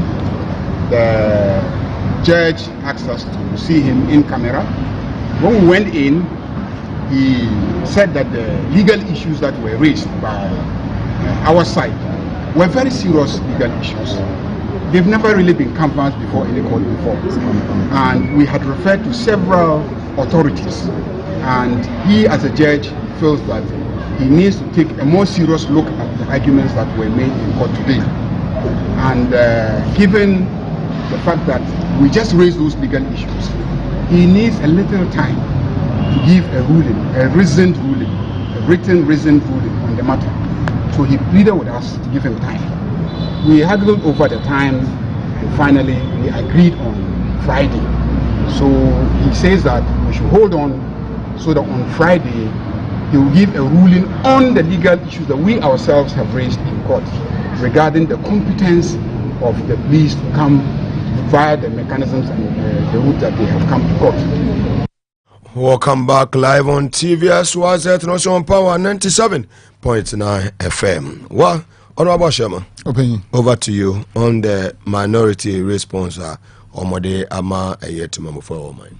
Yo, midawase. And Mesa Abo Parliament MPs minority caucus no abasu omugusu eye ejuma. Nanko china na ye kwakoye demonstration. But asem no se no akoye court and the minority. And sa anye police bium. And asa na ye papa Ayarga kan no. We need to give that respect to the court, say, or say Friday, or be share asem no. Just say, anamoto bi a police for 2 years no. Na enya anamoto papa. Nti minority for is ansem no echreye. Nti esa no nti no. Friday, court no besa akotenase. Almost my press statement say Tuesday no bebaso. So look forward and see what will happen. But near epese kase say Ghana for MPP for netia kundaso. MPP for akasa kasa said they are very, very competent. Ye di Ghana no di maomo. Edi shamonsa. Omusi omebu omaino. Edi omanu shamonsa. Nanado nini Ken Oforiatta nini Baumia. Ena nanado appointi Addison. Etie for nienti a ye ko demonstration no.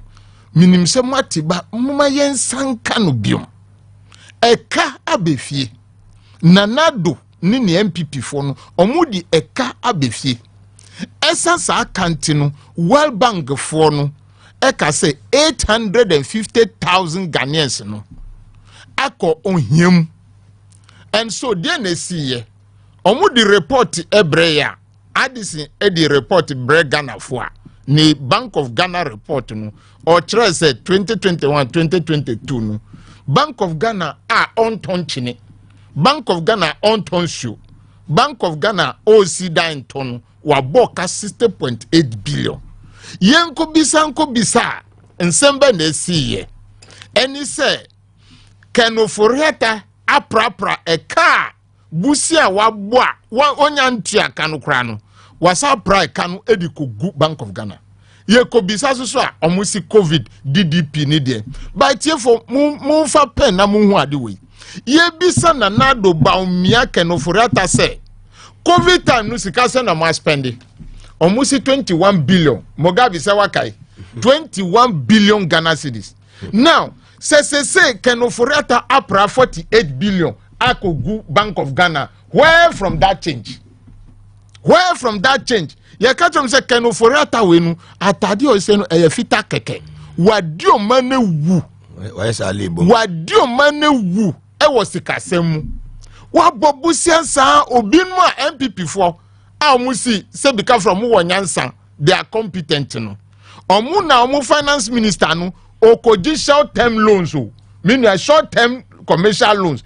Ubetiano within 5 years, 5 years, you know, from 2017, 2018, 2019, into no the loan na kenoforiata beji. Na se uji loan to the tune of 13.25 billion na. Ghana for businesses can udi yedien. Udi yedien, that is the question. I'm a Bank of Ghana sa boka. Etiefa mutie. In the history of this country, Bank of Ghana Mboka said da. And that is why we are talking as minority. SSA yankasa na ye manchi enfanko ho. Etiefa muntie no Ghana ye nyina ye dia. Na Bank of Ghana da eti ho no sika be na ewom. Yesi ya boka ye equity no negative. Negative 55.1 billion Ghana cedis. Eda no hwinim. Na Bank of Ghana ni warehouse kranu spinters newo. Adenti no muma imagine enfanko ho. Sani gwasi amu dwani free no ebe kam munde ebe kam ochina. That is what they don't want. If we can demonstrate and show the whole world say people who say they are competent no omu resource no enie. Omu inflation resource enie. Omu exchange rate resource enie. Omu balance sheet enie. Mahama omu si obinum sorry no mu bisa say oh Mahama oba be ye de Mahama ti akonja so no Ghana fo omunya huto Baumia 8 years ono so be ne de no be ye Mahama ti akonja so Mahama ti akonja Ghana fo nya huto Bank of Ghana ye profit ye si hospital esa jai 700 million Ghana cedis e wa account mu nana don mu abedi sa scan nyina wi asa ma oba na boka muntie na muntie o inda mu ti say Minister of Agric, planting for food and job phase 2. Mungo biza akoto se na ni also obedi omu flag bearer no. Eba mu se na cocoa board ekuane adua koko abanji akoton agini sika kra onu kra agi sika ache ekuane sika no ye 1625 abanji 825 Ghana cedis and odi 800 edi mekuane weni nyina echi abasa aboka beye 4 billion inkrofo amusi omuye competent no omununu inde omusa beka chese omuye planting for food and job phase 2 phase 1 abro no wahi phase 1 katie no ewohi phase 1 kuko no omu wahi omusi o Mahama tan no na confirm adwane akobokina faso mubai no confirm se na matiti MPP for any Guasia bank and a banchi 20 Ghana cedis. Yes, and that is true because even in my village I is banchi 1 cedis. Say 10 cedis. 20 Ghana cedis. Look at it. Look at it here for yes, Remo. We are not talking because we are NDC people keke. For food and jobs. Yes. I should dear ma Commander Sugar Factory in Fins to MPP for me. And I'm telling you, I was a member of entity Committee of Trade and Industry and Sana Spio Gabra Beko answer na Mahama Bekon, $25 million were in the account for that arrangement. From the Exim Bank, right? Yes. Omuni Indian for no mu bebua ama ya bia afide ani woni nyina. Sasika ni nyina o madio. Sasika ni nyina o madi afide kro man tumi andua. Until we have to demonstrate for people. Embrante ni mabawa edanu druswa. Minya bombodi nako yemfa tu nko. Let us demonstrate, then the whole world will know. Say one of my dad I said they are very competent no. Omo betina konjasu no e kam no mudi breye. Na weni nyina echi ye man panyi a on fere nyame. Obon ohye nyankopo bo se obesi cathedral man wentumi ansi no. Osa ehye ebufuo se or the power be ma MPP ni. Kanafo. It's an insult. Ono de amemo no de obetima ya no waye no. But the next leader will be free MPP money. There be nanu akoka MPP for say onu no be o the power no be ma the MPP ni. Ese power ni nyene dia ba. Enu ti na Jemensa ye ni oye. Beba ho na last week ya nso de atudwa say amemo ni de be de obetima ya no waye. Nteme bi za so wote wo kore ye de. Ye se sini sika aka ni ndua ne ka no nko be. Enu anu no. Appointment bi ma ni ye because was economy ni nye but ye ntwen next MPP leader obeba no ono no beba be turn things around media dia ekura me sere ni say they always say we are seeing nyansa nyina woni tiri wa be over so want me turn things around na do so mama hu say oyi obi a woye demonstrations makoma 134 ansa no ba be president e trese aban papa common sense government not ya koja so na do mpe demonstration o twa me ni bra me ntitwi o mo se twa me ni bia soro ya da twa me ni bia soro ya you say saban papa ti yi aboa na ni so you say saban papa ti akonya so a na because demonstration is a civil right. These are detectors. Obi, they are axis of evil. Bank of Ghana, Ministry of Finance, and then they what? The Jubilee House. They are axis of evil. San nipa numubi, enewo Gabon. Enunti na Macron, tumisi sa omunia ma gudi eni nyina akoye no. Scratch my back. Niger, Burkina Faso, Mali, Senegal, Guinea. San nipa we numu type no. Omu no mu wo ho. Omunti na Africa enye yeda. Obi numu ti say we numu. Sa, that is why we are suffering. Until Kwame Nkrumah bread di fahudie maye. Rollins be bre e Ghana frigata mu di besi the level ground. Atamas ni Mahama ebe ye no mbe tumi Ghana for ni nyina ehun say yes the businesses were going on. What is happening today? What is happening today? Investor confidence of Mahama Kayenu, it is no more there. People take their money away from this country because we have useless people ruling us. They are just dissipating our money. Moga, me amiti hanu, nienti amika sani say, it has affected me. So what I should do for my children because of these useless people, I cannot do. I cannot do. Why should I suffer to pay my children's school fees? Because the devaluation and then the exchange rate has affected my money. It has affected my money.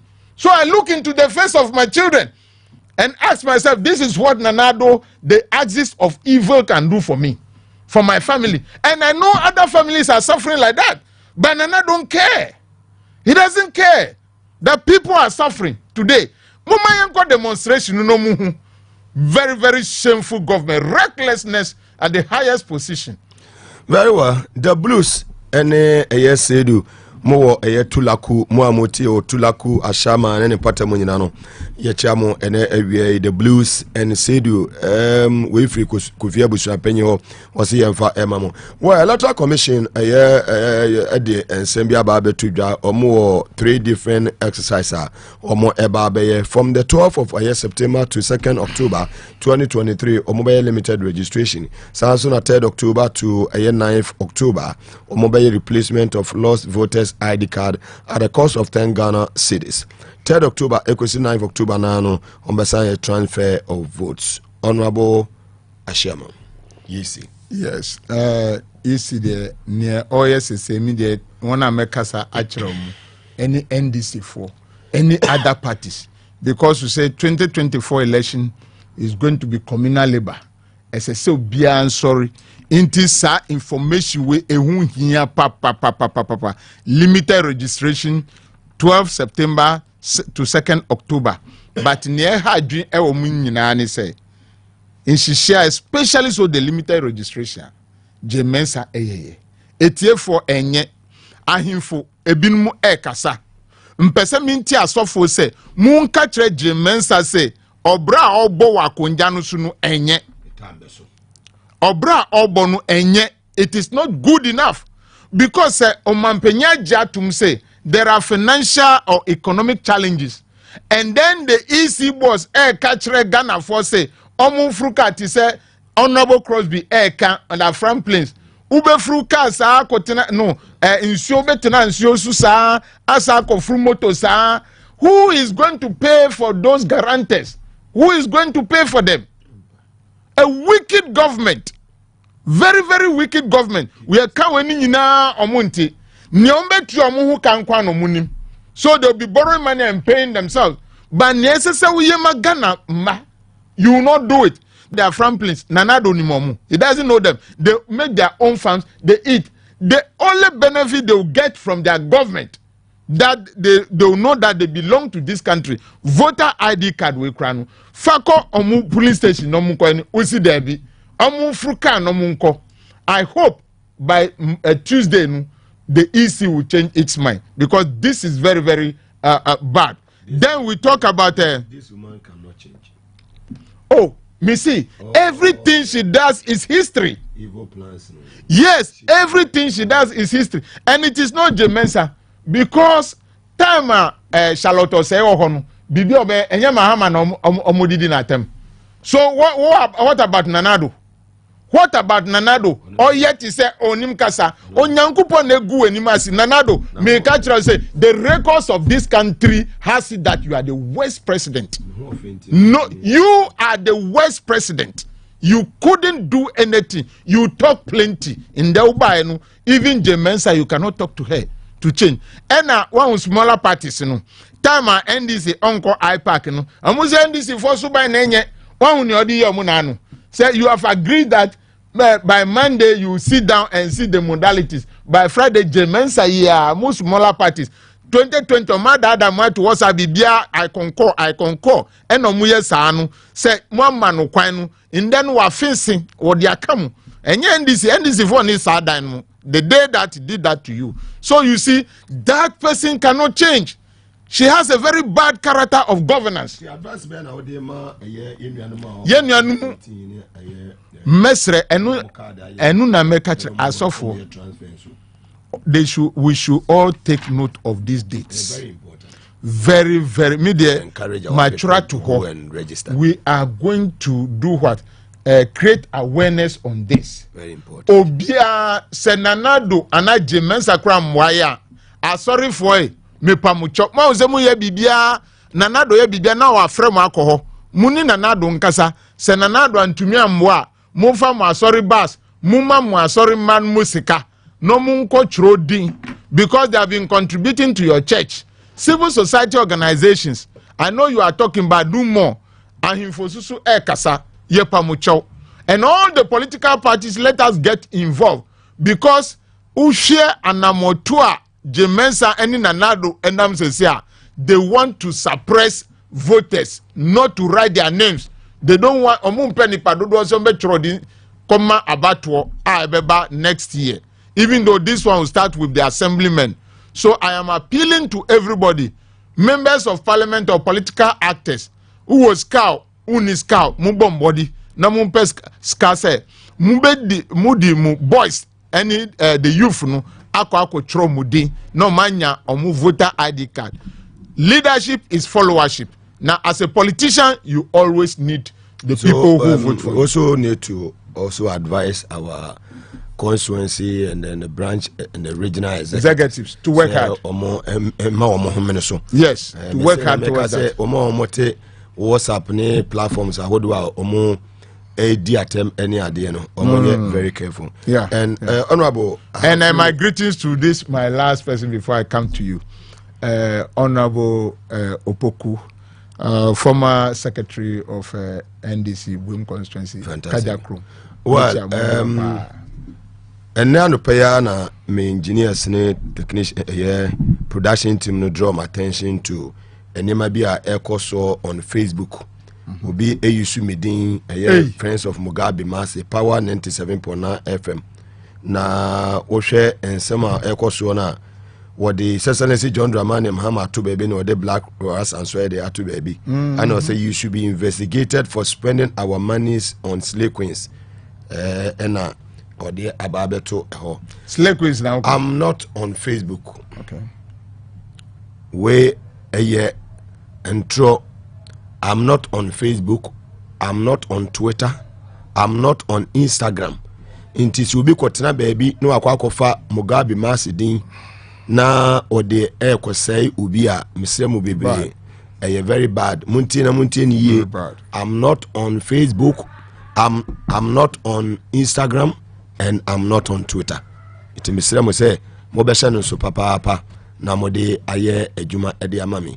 Ti wo mo mote Facebook ene niema omo twetwe niema omo enim midin Mugabe Maase no yes, a good name is better than riches.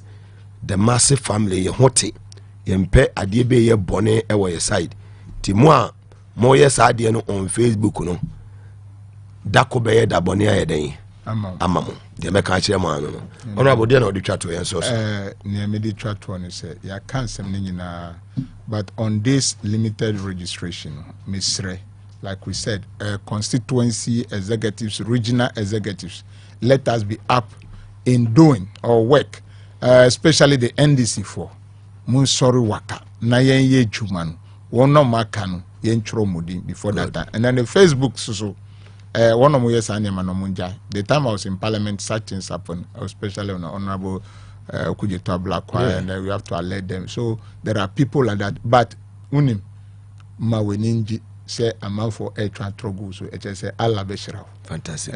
But that's the honorable Ayashama, former member of parliament for Buem constituency in the Oti region. I had a Jumedi in the BC and your source and you may know Siakasi about Henamba Boama Beni and in the Timedia bro. Channels the same battleground, a year Juada, a bebro, and then Manchester, or the no dominate in Kwama Ochina, Mecheska. Mugabe Maase ni medin. Mamunina mo nitie.